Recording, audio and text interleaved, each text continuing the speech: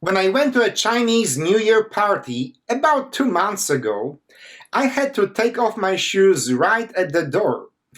By the time I was leaving the house of my gracious hosts, it took me several minutes to locate my fancy polished leather Oxfords.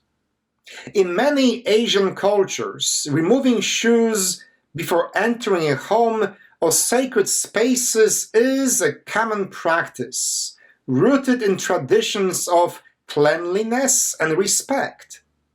Similarly, when you enter a mosque, you must take off your shoes as well.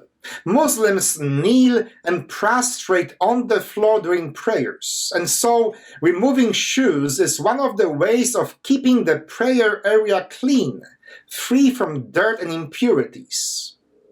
It makes sense then that when we hear the story of Moses and the burning bush, we jump to conclusion that removing Moses' shoes before approaching the bush, before entering into a dialogue with God, is all about respect and cleanliness. After all, the ground on which you stand is holy.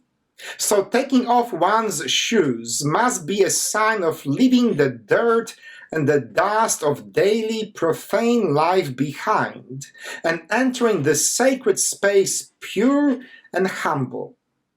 Well, it's very reasonable and most probably a correct interpretation of this gesture. But what if this divine request to remove the sandals is about something else altogether? What if it's not at all about purity or respect for the sacredness of this holy ground?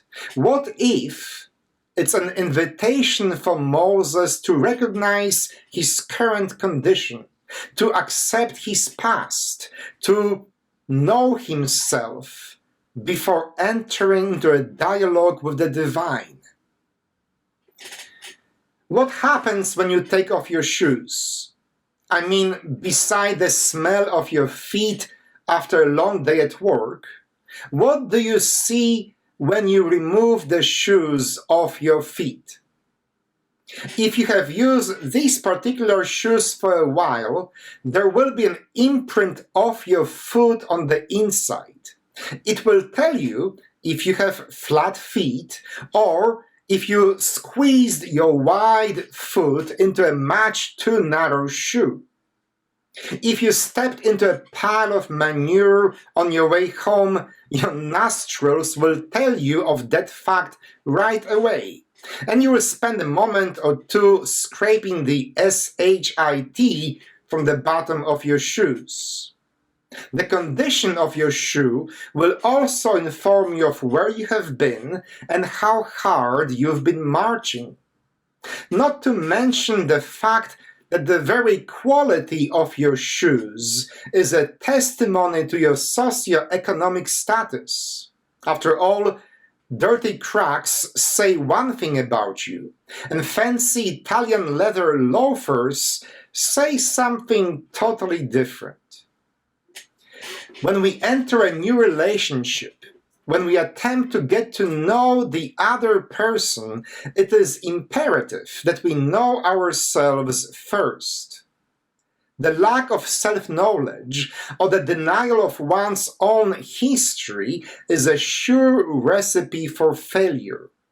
You cannot truly be in a healthy relationship with God or with another human being without first knowing yourself, without acknowledging the current shape and condition of your life, without owning your past, without recognizing your path, no matter how dirty or full of manure it has been. You've got to look within before you look into the eyes of God. So yes, take off your shoes on a regular basis. Check out the shape of your arch. Remember all the paths you have taken to be where you are today. And don't buy Louis Vuitton sneakers if you are behind with your mortgage payments. Know thyself. and knowing God will be much easier. Amen. Thank you, friends, for keeping me company as we get to know God and ourselves better. As always, I kindly ask that you click on the like symbol below, leave your thoughts in the comment section, and share this video with your friends and neighbors. May God bless each one of us on this exciting journey of faith.